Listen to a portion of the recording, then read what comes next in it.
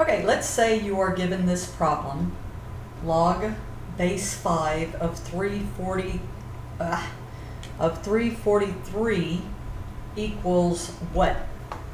How do you solve this? Well, we know the base to whatever power equals 343. If you can figure that out, you're a smarter person than me, because I have no idea what that value is.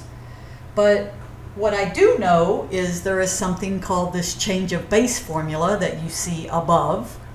And if I change the base, so let's match what you see above, I can do log and then put the 343 in there. I can do log of 5. And both of these are base 10, which I have on my calculator. So I can punch this in my calculator and get the actual answer.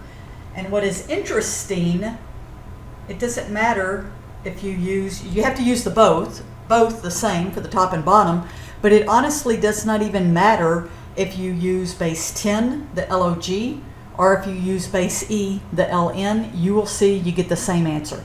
It's just those are the only two log keys on our calculators.